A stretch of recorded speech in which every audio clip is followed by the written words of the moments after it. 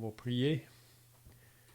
Notre Dieu et notre Père, encore nous venons devant ta présence ce soir, au nom de ton bien-aimé Fils, le Seigneur Jésus-Christ.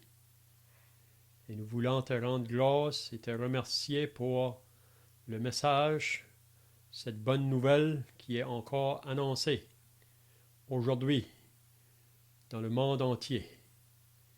Le Seigneur Jésus a commandé ses disciples avant d'aller au ciel, d'aller par toutes les nations, faites des disciples, les baptisant au nom du Père, du Fils et du Saint-Esprit, et enseignez-leur tout ce que je vous ai prescrit.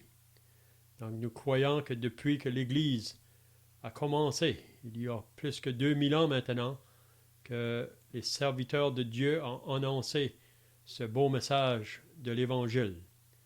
Donc ce soir, on veut te prier ton aide pour parler de ce message, que ton Saint-Esprit va prendre le contrôle et qu'il va parler à des cœurs ce soir qui n'ont pas encore répondu à l'appel de l'Évangile. Donc nous prions ta bénédiction au nom du Seigneur Jésus. Amen. Donc ce soir, on va lire un premier passage dans l'Évangile selon Marc.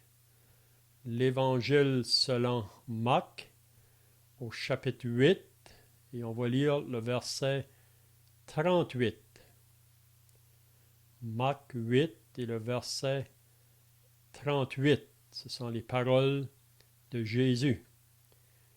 Il dit, « Car quiconque aura honte de moi et de mes paroles au milieu de cette génération adultère et pécheresse, le Fils de l'homme aura aussi honte de lui quand il viendra dans la gloire de son Père avec les saints anges. » Donc Jésus dit, quiconque, ça veut dire n'importe qui, aura honte de moi et de mes paroles.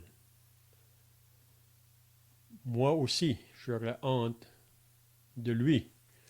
On va aller maintenant dans l'épître de Paul aux Romains. L'épître de Paul aux Romains. Le verset 1, le chapitre 1 plutôt, chapitre 1 et le verset 16. Peut-être qu'on pourrait lire à partir du verset 14. Romains 1 à partir du verset 14. C'est l'apôtre Paul qui a écrit cette lettre ici à ses croyants à Rome. Puis il va leur dire, « Je me dois aux Grecs et aux barbares, aux savants et aux ignorants. Ainsi, j'ai un vif désir de vous annoncer aussi l'Évangile, à vous qui êtes à Rome.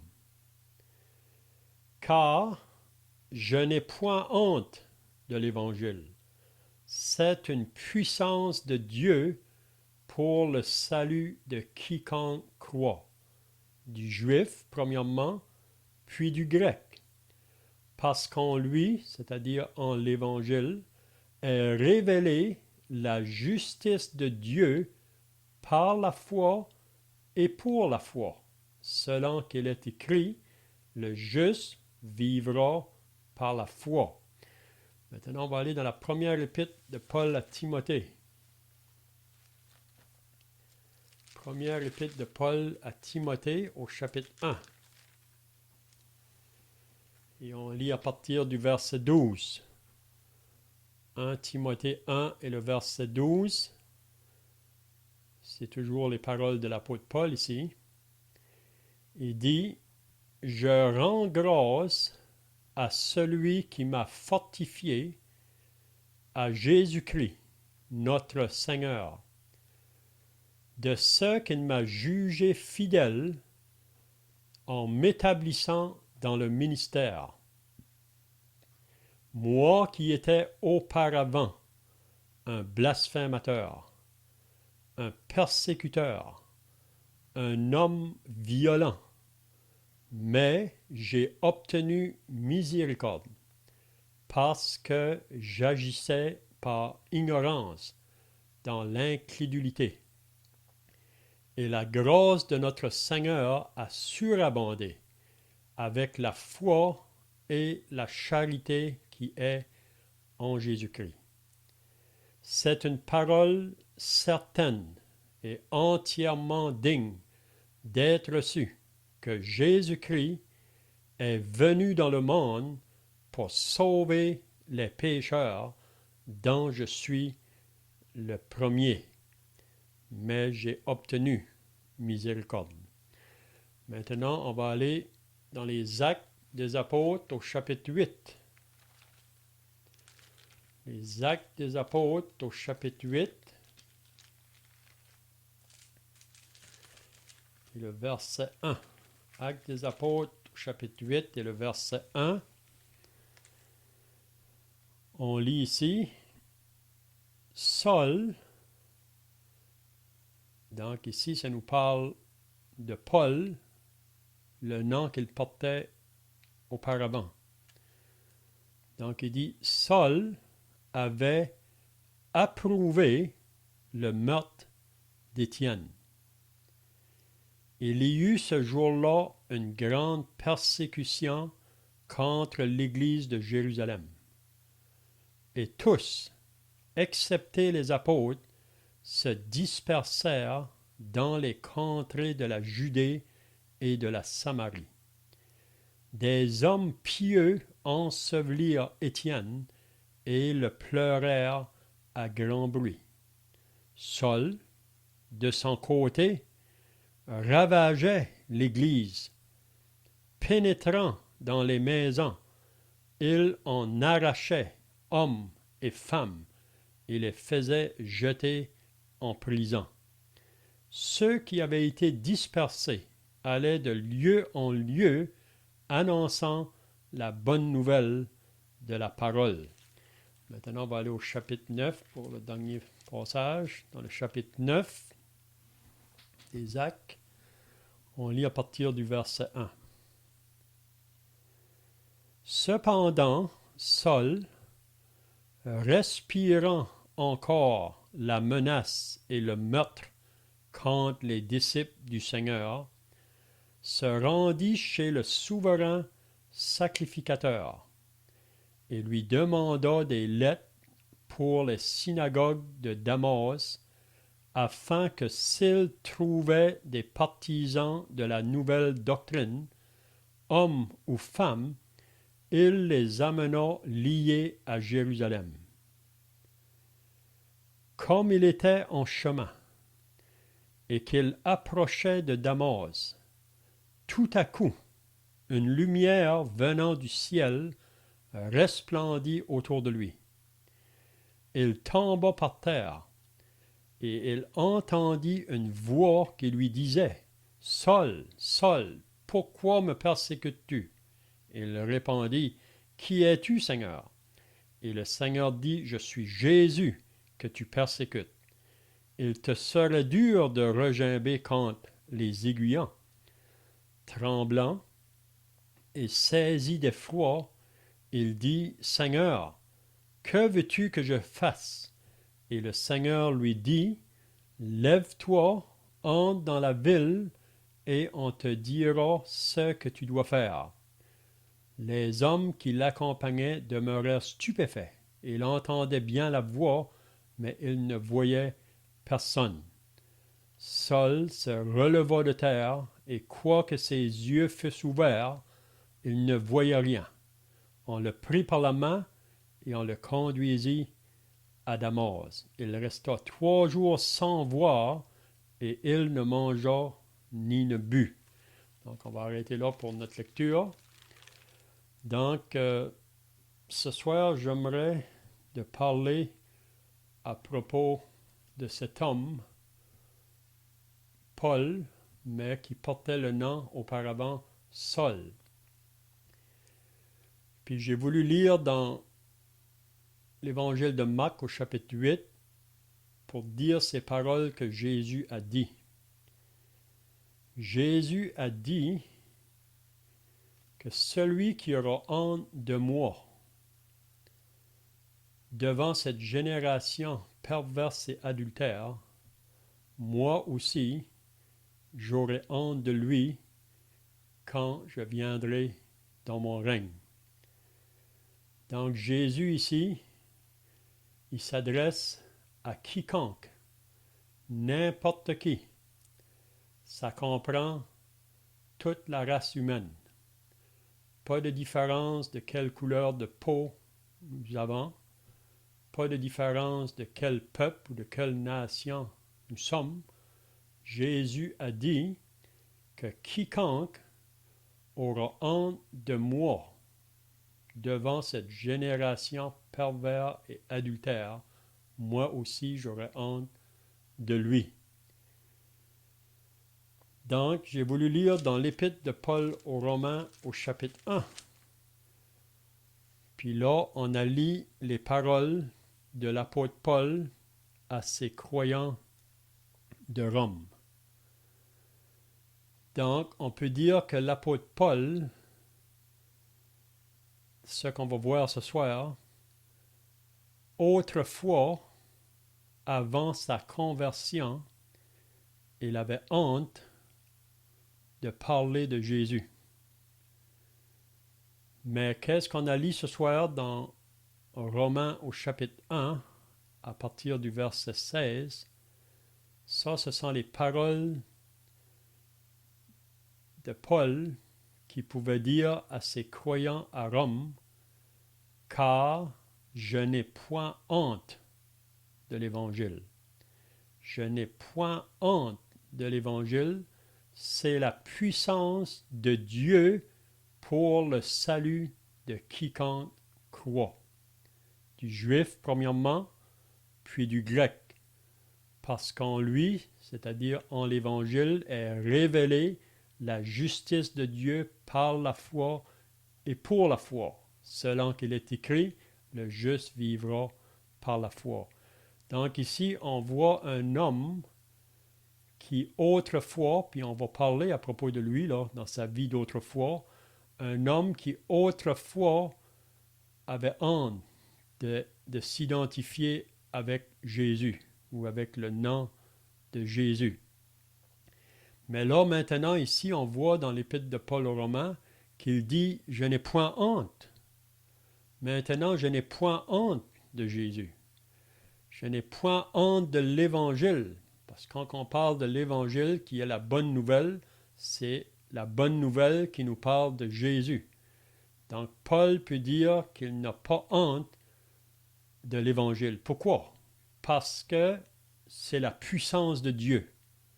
Donc, Paul peut dire, après sa conversion, que l'Évangile ou la bonne nouvelle, c'est la puissance de Dieu. Donc, en arrière du message de l'Évangile, il y a la puissance de Dieu. Mais c'est seulement pour le salut de quiconque croit. Donc, cet évangile-là est puissant, mais c'est pour celui qui va croire. Puis celui qui va croire à cet évangile, il va passer des ténèbres à la lumière. Donc c'est pour ça que c'est un message qui est puissant. Parce que ce message-là, pour celui qui va le croire, ça va le faire changer de destinée. Ça va le faire changer de royaume. Donc, autrefois, avant la conversion, on est dans les ténèbres. Mais le moment qu'on croit en Jésus, on rentre dans le royaume de la lumière. Avant de croire à Jésus, on était sur le chemin large. Mais maintenant qu'on a cru, on est sur le chemin étroit. Avant de croire en Jésus, on était sous la puissance du diable ou de Satan. Mais maintenant, on est passé de Satan à Dieu. Autrefois, avant que j'ai cru en Jésus, j'allais sur le chemin qui m'amenait à l'enfer. Mais maintenant, je suis sur le chemin qui me mène au ciel. Donc, l'apôtre Paul peut nous dire « Je n'ai point honte de l'Évangile. » Donc, pour nous qui sommes sauvés, on ne devrait pas avoir honte de parler du Sauveur à ceux qui nous entourent ou parler de Jésus. Jésus s'attend que chacun de ceux qui lui appartiennent, il veut qu'on parle de lui. Il veut qu'on confesse son nom. Parce qu'il dit que celui qui aura honte de moi, moi aussi j'aurai honte de lui. Donc on voit un homme ici qui autrefois avait honte, mais maintenant je n'ai point honte. Puis la raison qu'il peut dire qu'il n'a point honte, c'est comme j'ai dit, c'est à cause de la puissance de Dieu qui est en arrière de ça, mais aussi que ce message-là a transformé sa vie, a transformé la vie de cet homme-là. Puis c'est de lui maintenant que j'aimerais de parler avant sa conversion, puis qu'est-ce qui est arrivé à cet homme-là. Donc ce soir, je crois encore la même chose, que l'Évangile transforme les vies de toute personne qui va croire à ce message. Il n'y a pas d'importance comment creux ou comment profond qu'on peut être dans nos péchés. Ce message-là, si vous allez y croire, il peut vous faire passer de la mort à la vie, de la puissance de Satan à Dieu. Donc, vous savez que le péché, c'est comme une chaîne qui nous enveloppe. Puis c'est une chaîne qui nous entoure pour nous amener à notre destruction. Vous savez, le diable, qu'est-ce qu'il veut faire? Il veut amener la multitude avec lui, parce qu'il sait que sa fin, c'est l'étang de feu. Puis il va faire tout son possible pour amener la multitude avec lui. Donc le diable, on lit dans la parabole du semeur, là, quand Jésus dit, ceux qui sont sur le long du chemin, ce sont ceux qui entendent la parole, et aussitôt le diable vient et enlève la parole de leur cœur, de peur qu'ils ne croient et soient sauvés. Donc le diable, il y a une chose ce soir qu'il ne veut pas. Si vous n'êtes pas sauvé, le diable ne veut pas que vous soyez sauvés. Puis il va faire tout son possible pour vous arrêter. Mais là, on a lu dans l'épître de Paul à Timothée. Paul raconte là dans 1 Timothée 1, 12 ce que lui était auparavant. Il nous dit là qu'il était un homme violent, qu'il était un blasphémateur, qu'il était un persécuteur. Mais là, il dit que Dieu, dans sa miséricorde, a venu le chercher parce qu'il agissait par ignorance. Donc, Paul peut dire là dans l'épître à Timothée ce qui était autrefois. Puis chacun de nous qui sommes sauvés, si on était pour vous raconter ce qu'on était autrefois dans notre vie passée, on n'aurait pas rien de meilleur à dire que cet homme-là, Paul. Puis il nous dit une parole là, puis il a raison de le dire, puis il le dit avec puissance, avec force. Pourquoi? Parce que sa vie a été transformée. Il dit, cette parole est certaine. C'est une parole certaine. Donc, il ne veut pas que vous ayez aucun doute. Il ne veut pas qu'on ait aucun doute à propos de cette parole-là qu'il est en train de dire. Cette parole est certaine et entièrement digne d'être reçue. Que Jésus-Christ est venu dans le monde pour sauver les pécheurs, dont je suis le premier, mais j'ai obtenu miséricorde. Donc Jésus-Christ est venu dans le monde pour sauver les pécheurs. Donc quand on rencontre des gens parfois, on leur demande, est-ce que toi, si tu meurs ce soir, tu as l'assurance d'être sauvé, tu as l'assurance d'avoir le salut de Dieu, tu as l'assurance d'être dans la présence de Dieu. Mais c'est un langage que parfois les gens ne comprennent pas. Pourtant, si on leur demande pourquoi que Jésus est venu, pourquoi que Jésus est mort sur la croix, la plupart pourraient nous dire qu'il est mort pour nos péchés ou pour les péchés du monde. Il est mort pour nous sauver. Mais quand on leur demande, êtes-vous sauvés? On ne peut pas dire ça. On peut pas, ils vont dire, on ne peut pas dire ça. Donc, Jésus est venu pour sauver. On demande aux gens, êtes-vous sauvés? Il dit, on ne peut pas le dire. Mais pourtant, Jésus est venu pour sauver. Puis c'est une vérité qui est très profonde. Donc, Paul pouvait dire, c'est une parole certaine et entièrement digne d'être reçue, que Jésus-Christ est venu dans le monde pour sauver les pécheurs. Donc, la question ce soir qu'on pourrait vous demander, est-ce que toi, tu es sauvé? Est-ce que toi, tu possèdes cette vie éternelle? Est-ce que toi, tu es passé de la mort à la vie? Donc, si tu n'es pas encore sauvé, donc tu es toujours mort dans tes péchés. Tu es toujours dans le royaume des ténèbres. Tu es toujours sous la puissance de Satan. Mais ici, on va parler à propos de cet homme-là encore, Paul. Ce qu'on a lu ce soir dans les Actes au chapitre 8, on parle de lui pour la première fois dans le Nouveau Testament. Mais avant de prendre le nom de Paul, son nom était Saul. Puis ça nous dit qu'il venait de Tarse. Puis qu'est-ce qu'on a lu dans les Actes au chapitre 8? C'est que cet homme-là, Saul, si on avait lu le chapitre 7 des Actes, on lirait à propos du premier martyr de l'Église, qui s'appelait Étienne. Donc Étienne, parce qu'il parlait de la part de Dieu, surtout à ces chefs religieux là, qui se trouvaient là dans ce temps-là, puis qu'il les parlait assez sévèrement, qui leur disait, hommes au cou raide, incirconcis de cœur et d'oreille, vous vous opposez toujours au Saint-Esprit. Ce que vos pères ont été, vous l'êtes aussi. Donc ces personnes-là, quand Étienne le parlait assez sévère, puis c'est pas parce qu'Étienne ne les aimait pas. Étienne voulait que leurs yeux soient ouverts à leurs conditions, parce que ces hommes-là pensaient, à cause de leur vie religieuse, que cela était suffisant pour eux pour aller dans le ciel. Mais c'était des hommes qui étaient très loin de Dieu, mais ils ne le savaient pas.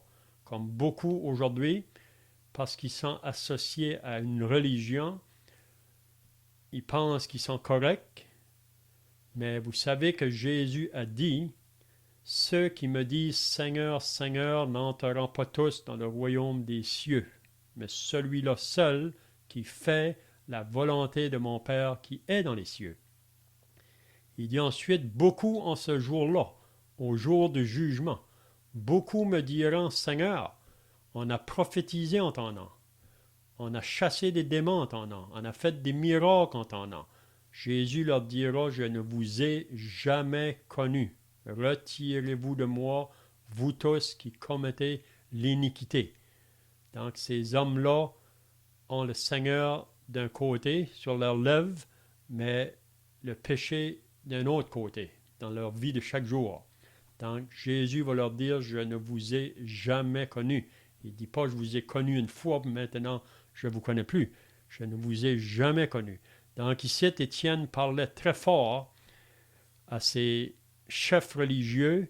C'est un peu comme son maître. Vous savez que Jésus parlait souvent très sévèrement aux chefs religieux de son temps. Si vous lisez dans Matthieu 23, à 8 reprises, il nous a dit « Malheur à vous, pharisiens, scribes, hypocrites, vous n'entrerez pas dans le royaume de Dieu et vous empêchez d'entrer ceux qui veulent entrer. » Vous savez que la religion, les religions dans le monde est un obstacle pour beaucoup de gens à être sauvés. Donc ces hommes-là étaient vraiment opposés. Puis c'est ici là qu'ils ne pouvaient plus entendre Étienne. Ils ne pouvaient plus entendre le message de cet homme-là. Puis ça nous dit qu'ils ont commencé à pousser des cris, à se boucher les oreilles. Ils se sont précipités sur lui.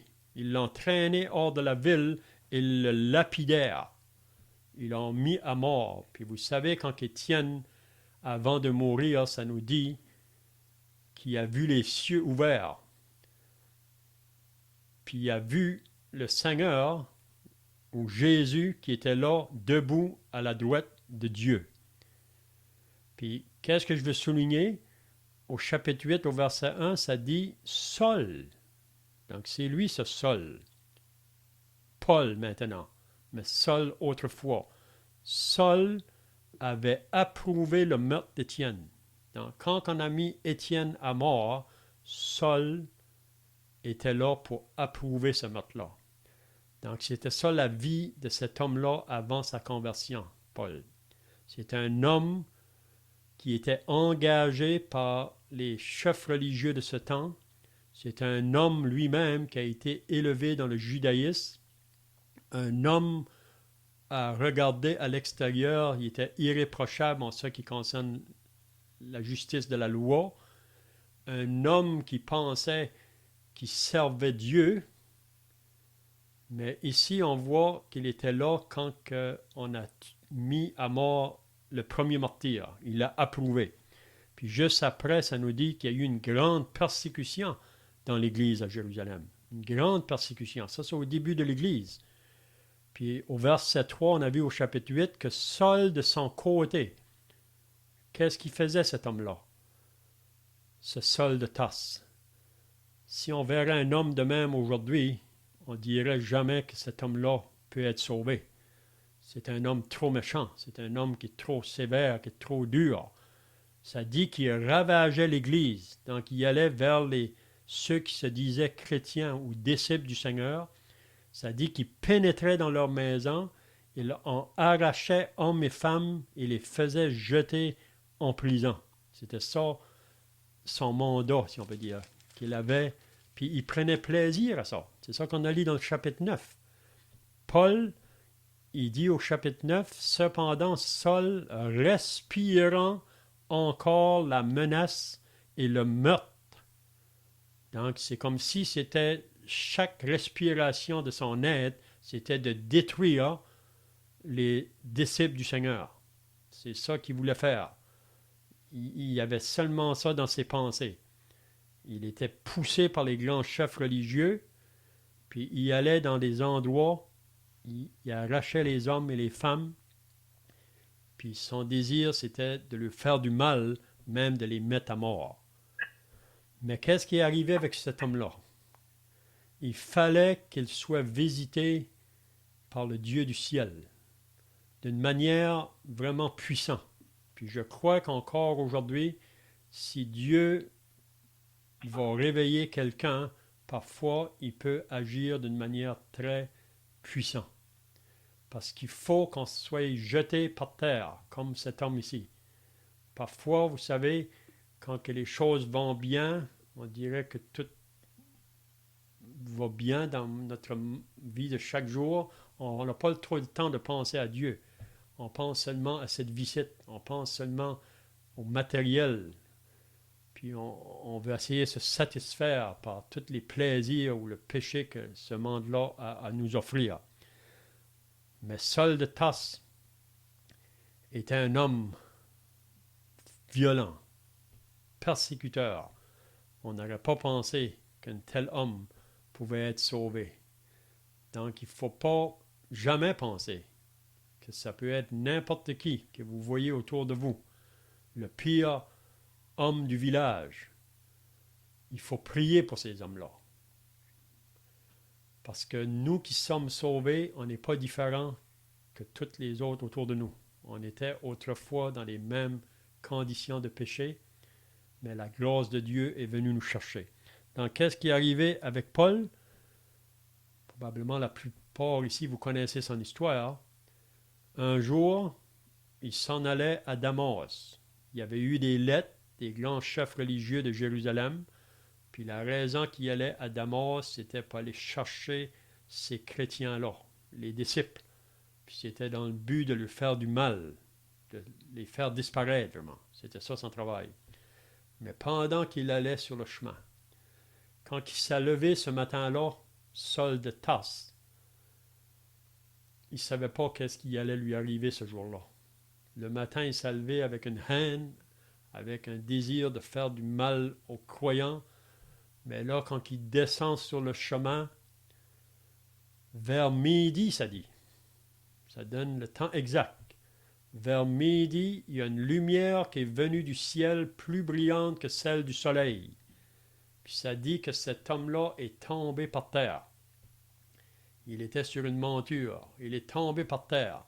Puis il a entendu une voix qui lui disait, « Saul, Saul, pourquoi me persécutes-tu? » Mais qui es-tu, Seigneur?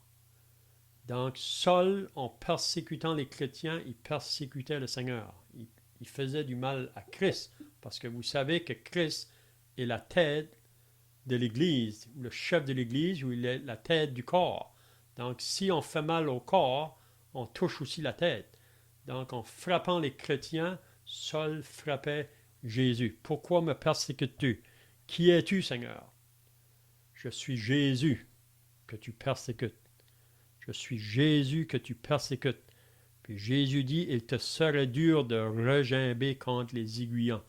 Parce que déjà, Dieu avait commencé à parler à cet homme-là. Même quand il était là, quand ils ont mis le manteau d'Étienne à ses pieds, là, qui a prouvé le meurtre d'Étienne, ça c'est une manière que Dieu parlait à cet homme-là, mais il continuait dans son endurcissement. Mais là, ici, il est arrêté. Tremblant, saisi d'effroi. Il dit, Seigneur, que veux-tu que je fasse? Puis à partir de ce jour ici, cet homme-là a été changé, transformé du pied à la tête. C'est pour ça qu'il peut dire dans 2 Corinthiens que si quelqu'un est en Christ, il est une nouvelle créature. Les choses anciennes sont passées, toutes choses sont devenues nouvelles. Donc, Saul de Tarse est devenu l'apôtre Paul. Il est devenu un homme nouveau parce que Jésus l'a arrêté sur son chemin. Puis pour lui, ça n'a jamais été plus jamais la même chose après. Ce qu'il voulait détruire, maintenant, il va bâtir, il va travailler pour cette œuvre-là. Puis si vous vous rappelez, si on lirait dans les Actes au chapitre 26, l'apôtre Paul raconte son témoignage à un roi, le roi Agrippa.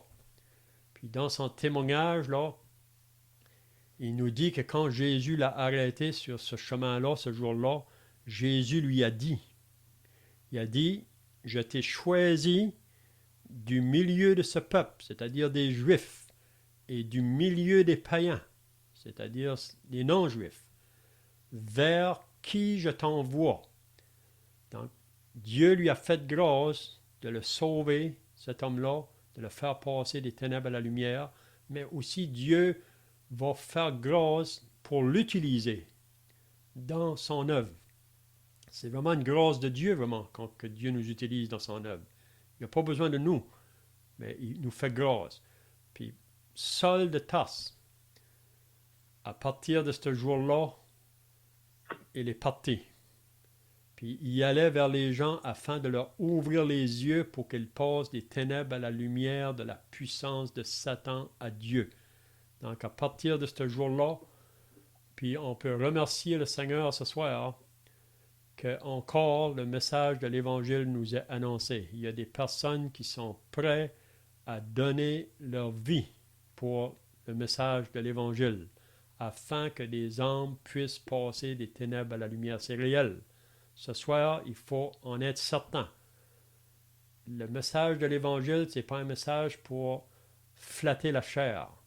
Le message de l'Évangile nous annonce, premièrement, ce qu'on est devant Dieu. On est pécheur, on est perdu, on est en route vers une perdition éternelle.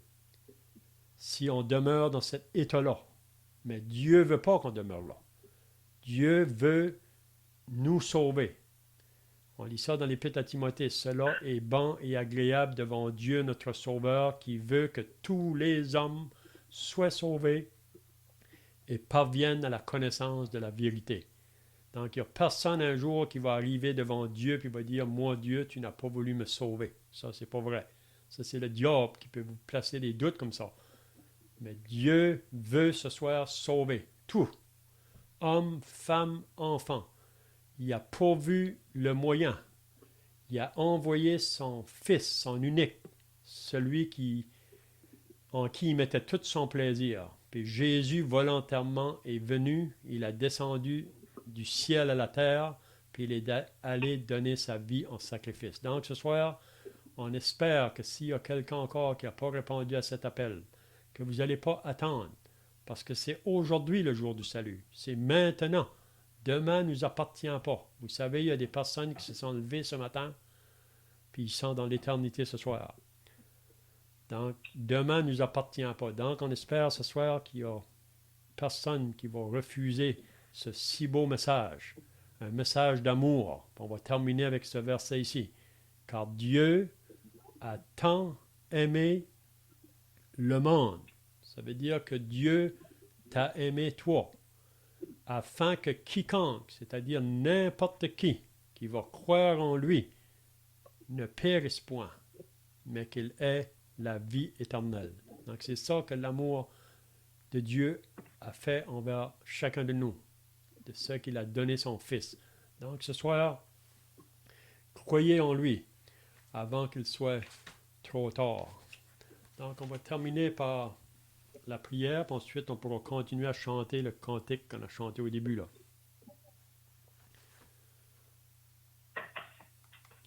Notre Dieu et notre Père, nous voulons encore venir devant ta présence pour te remercier pour ta parole. Nous croyons que ta parole nous a été donnée pour nous faire connaître tes pensées et tes voies. Tu as envoyé ton Fils et tu nous dis dans ta parole que tous ceux qui vont mettre leur confiance en lui pour le recevoir comme Sauveur et Seigneur, tu leur promets cette vie éternelle. Donc on te prie, Seigneur, ce soir, que tu puisses atteindre ceux qui nous entourent, qui sont toujours sans Sauveur, parmi nos familles, parmi les voisins, des collègues de travail, des étrangers qui viennent sur notre chemin. Que tu puisses faire avec eux ce que tu as fait avec cet homme, l'apôtre Paul, qui pouvait dire « Je n'ai point honte de l'Évangile ». Autrefois, il y avait honte de parler de Jésus, mais maintenant, je n'ai point honte, parce que sa vie a été transformée par l'Esprit de Dieu. Donc, on remet cette réunion devant toi ce soir. Bénis chacun qui était présent au nom du Seigneur Jésus. Amen. Donc, on va chanter les deux derniers couplets du numéro 57. Les deux derniers couplets. Celui que Jésus lave de son péché, au dur joug de l'esclave est arraché. Celui que Jésus lave de son péché, au dur joug de l'esclave est arraché. Dans son âme affranchie, le mal ne règne plus. L'Esprit le sanctifie, viens à Jésus. Viens que rien ne t'arrête, viens à l'instant. Ta délivrance est prête, Jésus t'attend. Si tu crois aux victoires, tes péchés ne sont plus, et tu peux chanter gloire, gloire à Jésus. C'est bien, on dit le bonsoir à chacun, puis à la semaine prochaine, si Dieu le veut. Bonsoir. Bye.